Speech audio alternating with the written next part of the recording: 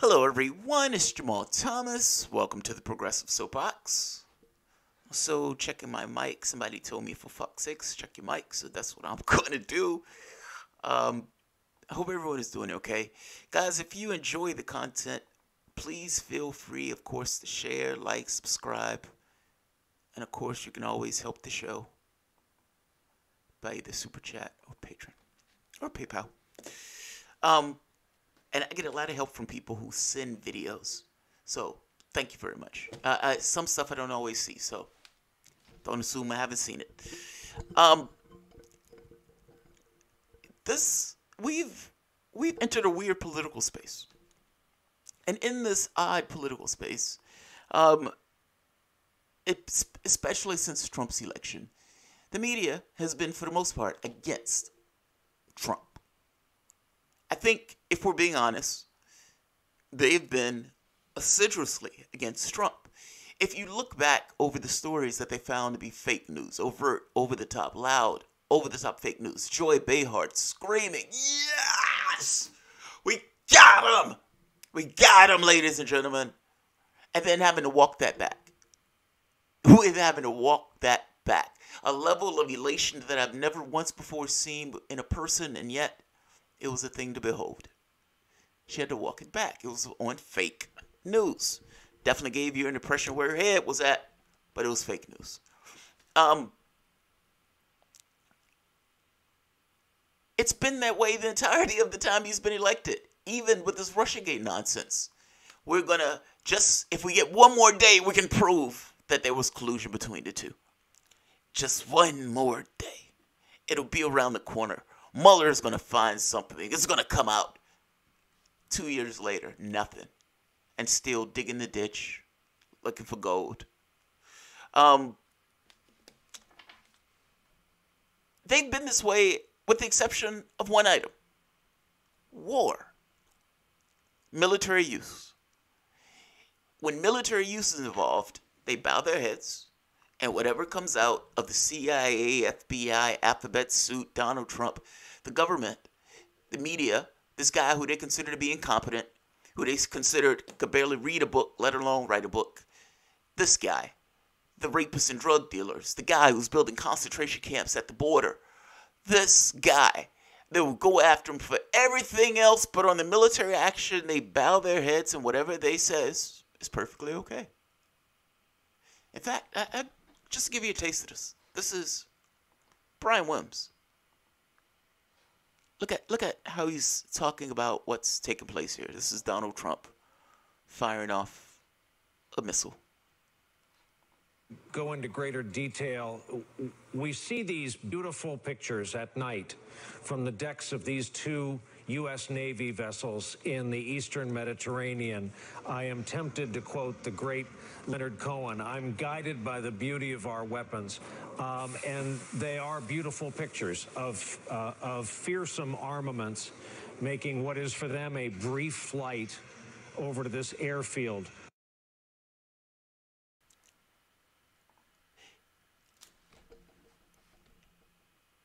That's media. I mean, for the most part, the media has done what he just did. Just this kind of praise and this kind of, oh God, look how beautiful this is. Is it legal? Never comes up. Who's it going to kill? Doesn't come up. Is the president just in his reasoning for using military force in this way? Never comes up. This was dealing with a chemical strike. Donald Trump comes into office looking to be the president who's going to be more conciliatory towards Syria. Now, that being said, when there are chemical strikes or ideas of chemical strikes, well, of course, the president has to act. It's the president of the United States. The president is trapped into acting at that point. It doesn't really matter what the president thinks. The president has to act. Is the president going to be weak? Is he going to be a Putin puppet and not do something when there's a chemical strike? This political pressure, this political force. The president of the United States has to do something. He has to be active. He has to show that he's doing something on this. So Donald Trump reality show hosts, they said, look, Mr. President, you got to strike. There's chemical weapons. You got to do something. As reality hosts, regardless of what I want to do on a matter level, all right, sign my name, Donald Trump. And they launch. Two questions. A, did it happen the way people are saying it happened? And B, is it legal even if it did? Now, catch is, somebody did ask those questions. And if this woman runs for president, she has my vote. Ms. Tulsi Gabbard. This is a conversation that matters. Article 1 of the Constitution gives Congress the sole power to declare war. Congress has not done so against the Syrian government. Section 3 of the War Powers Resolution requires the President to consult with Congress before introducing U.S. armed forces into situations of hostilities. Section 2 of the War Powers Resolution clarifies the constitutional powers of the President as Commander-in-Chief in Article 2, which you referenced, Secretary Mattis, to introduce forces into hostilities only pursuant to 1, a declaration of war, 2, specific statutory authorization, or 3, a national emergency created by an attack upon the U.S., its territories, possessions, or armed forces. Syria has not declared war against the U.S. or threatened the U.S.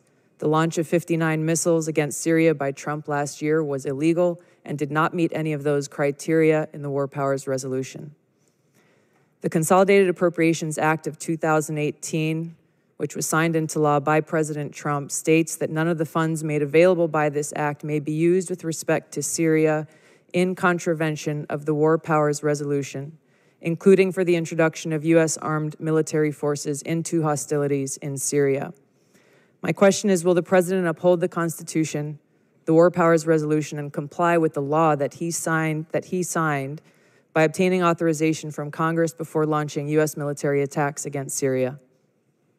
Congresswoman, we have not yet made any decision to launch military attacks into Syria. He's lying. He's lying, by the way. A few days later, after this conversation, they launched military action. I want him to finish his statement, but he's lying through his teeth as he's talking to a member of Congress. Let's keep going. I think that when you look back at President Obama sending the U.S. troops into Syria, at the time he did, he also had to deal with this type of situation because we were going after a named terrorist group that was not actually named in the AUMF that put them in. This is a complex area, I'll be the first to admit. It's not complicated. It's illegal. The word you're reaching for is illegal. Illegal. Illegal just comes out a particular way that people don't necessarily like. The word is illegal. It's not complicated. It was illegal when Obama was doing it. It's legal when you're doing it. And when you and the Trump administration decided to launch those missiles, that was illegal. That was illegal. That's the word you're looking for. Complicated is a nice euphemism, but it doesn't fly. They launch missiles based on a chemical weapon strike. The OPCW has just did a fact-finding mission. And guess what are the facts it found? Let's take a look at it.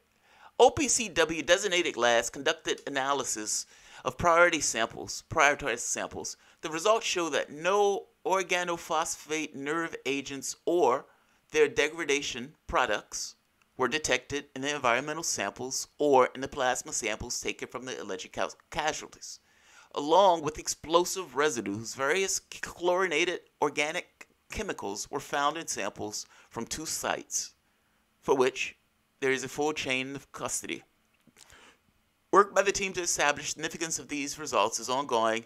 The FFM team will continue its work to draw final conclusions. The fact-finding mission also issued a report on July 2nd, 2018, addressing allegations of chemical weapons use in Hania, Syria. Nailed it. On 30th October 2016, and Qarm al-Tarb, Syria, on November 13th, 2016.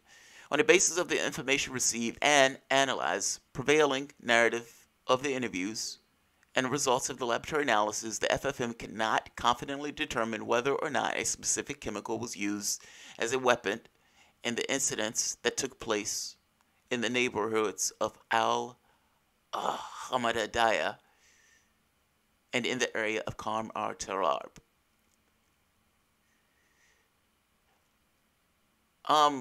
The FFM noted that the persons affected in the reported incidents may, in some instances, have been exposed to some type of non-persistent irritating substance.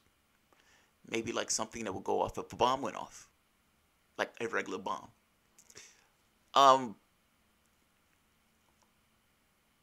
No chemical attack. Syria has said it was a fake. Russia has said it was a fake. They did say there was chlorine in the area. No chemical attack. They have screamed about this at the top of their lungs, and not just screamed about it. They have used that as a justification to attack Syria more than one occasion. There's no chemical attack. The OPCW, the guy who's supposed to be the guy in the middle, has just said it. Just said it. Where's the media? Now, I know the media is going to say, hey, there was chlorine. Fair enough. There was no chemical attack. And not just chemical attack. You don't even know if that chlorine came from the Syrian government, which is kind of my point, which is kind of what I get at. The job of the media in this case is to be a watchdog. Tulsi Gabbard shouldn't have to be the one to go to Syria to get the news on what's taking place in Syria. Tulsi Gabbard shouldn't have to be the only one questioning Mattis in this way, asking him difficult questions, where he has to come out and essentially say it was complicated as opposed to just saying what we're doing is already illegal. You're not doing your jobs. The OPCW has just said there was a chemical strike. The United States government has fired weapons at another country, not able to validate whether or not a chemical weapons strike has taken place on the country. And even if it did evaluate that the Syrian government did a chemical weapons strike, should the United States be attacking nations as if it's the schoolyard bully making a determination of who is going to punch in the nose after lunch? Is that the responsibility of a nation that's $20 trillion in debt? Is that how you want your money used at this point? Fact is, from a logic standpoint, it makes no sense from the Syrian government to do this. And we know that the opposition forces has had access to those type of either weapons or those type of chemicals. I want you to hear Seymour Hersh. Seymour Hersh talks about this. And when Seymour Hersh is talking about this, listen to what Seymour Hersh has to say about the policy of the United States and about us knowing that this stuff is coming from other parts, meaning from Turkey or from some other places. And before I get to Seymour Hersh, think of it from a logic standpoint. You're Bashar al-Assad. You're doing everything that you can to claw and hold on to power. You know as a flat fact that there is civil unrest, but at the same token, that civil unrest has been taken over by forces coming in from either Qatar, the United States, or France, meaning Western powers instigating themselves with resources, materials, money, weapons into your country because they want to take you out of your seat. You know it. The American public doesn't know it because the media shuts up about this, but you know it. The body counts are purely counted as if you are solely responsible, missing the fact that the United States and Western powers have been instigating themselves in this conflict. Obama singing Amazing Grace while at the same token instigating a war that kills hundreds of thousands of people. He didn't have to do it, but he did it anyway. I'm saying those bodies are on his conscience. Whether or not he accepts it that way or not, those bodies are on his conscience. But the media is not skeptical of this. The media is not questioning about this. The media falls in line. He sings so well. Amazing Grace. Listen to Seymour Hersh talk about the policy of the United States in Syria and how insane the policy is. That the United States is literally going, or the Obama administration is literally going against its generals in order to put this policy through because they knew this policy was going to cause utter chaos in the region. Lo and behold, this is where we are. That said, Bashar al-Assad has taken back over 90-something%, let's say like 90% of the territory. The United States in this moment is protecting terrorists in that region of the world. If I'm not mistaken, they already told the terrorists that we're not going to be able to protect you in that region. Essentially, sorry. But we will attack if it's something in the area to which we've stolen. We've pilfered an area of land in Syria. And we've warned the Syrian government about trying to take the land back that we have taken back from Syria. We've stolen from Syria. It's fucking amazing. Seymour Hersh breaking down Seymour Hersh, breaking down the Obama policy. It's mind-blowing. Um, I'm going to let him explain what has been taking place in Syria, what we've been doing in Syria, and what the media has completely shut up about and hasn't said it's squat about, and has put all of that on Bashar al-Assad as if we've had nothing to do with it. Negotiated settlement, he can stay, and once we get it resolved, we can have an election or something like that. They're still not saying, they're not categorically saying that the guy can stay. They're just saying, we're not talking about regime change, but he can't stay during talks. Why do you think, though, there was such an unwillingness? I think Michael Flynn in your piece says that Obama, it was almost as though the administration didn't want to hear the truth, and that if the public had the intel on Syria, he said they would go ballistic.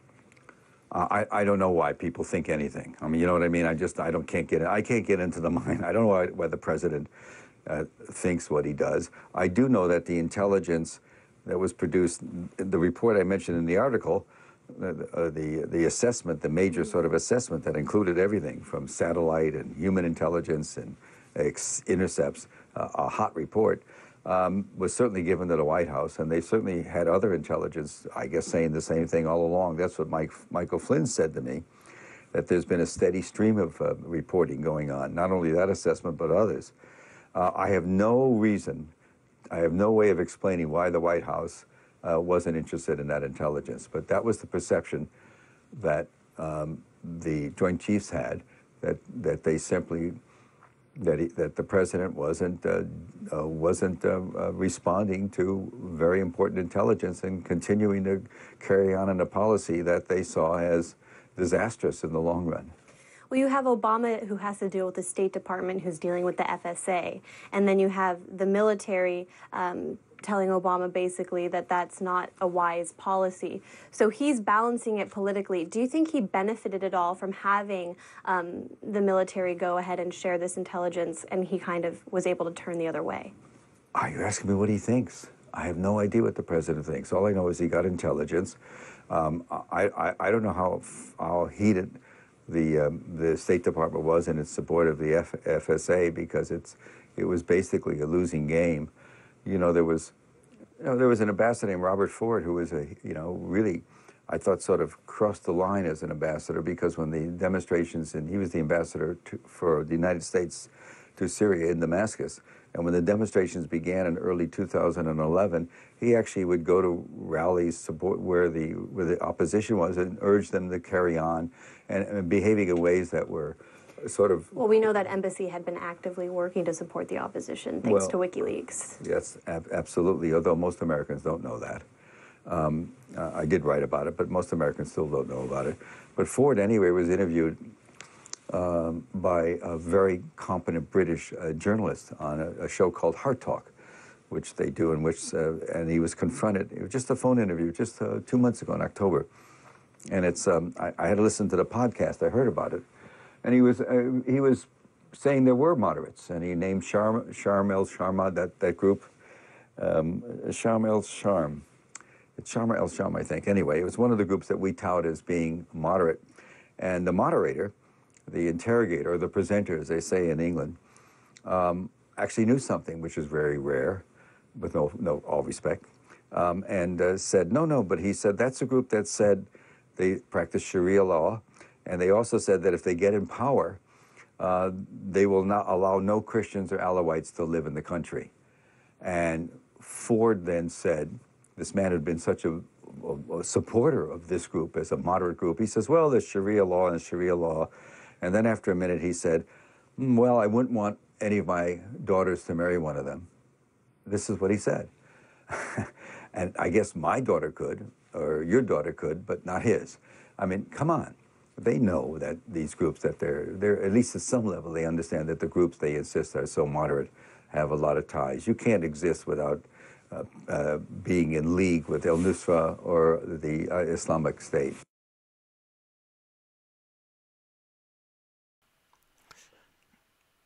That should be mind-blowing. I suspect it's not mind-blowing to my audience. I strongly suspect it's not mind-blowing to my audience. And there's one more clip that I want you guys to see, and this one deals with, damn.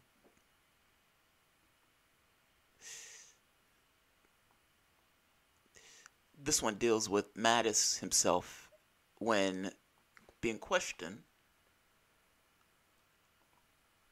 Listen to what he says. Mind you, we've attacked these countries at this point. We fired missiles. Listen to what he said. Hope to achieve by any military action that the administration might eventually decide to take? Congresswoman, I don't want to get, as you'll understand, into the details of a potential decision by the commander-in-chief due to this latest attack, which is absolutely inexcusable. I believe there was a chemical attack, and we're looking for the actual evidence. The OPC. Did you hear that? He believes, like people believe in Jesus, that there was a chemical attack, and the OPCW is apparently, I think this is what he's trying to justify as looking for. But I guess I'm getting into this thing of you're still looking for evidence, and you believe it. I get it, but you have no evidence. What the key point here is, we don't have evidence for what we're talking about. This is kind of what I'm getting at. The media falls in line with this stuff when the president or the government pushes it, when it's really the job of the media to be skeptical when the government is leading you into another war, or at the very least doing something that seems to be regime change.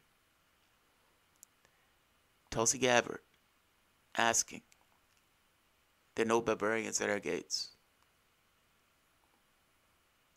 They're not there. And yet, you're acting the way that you're acting. Media needs to buck up. Media needs to buck up. And media needs to be damn skeptical about what's taking place.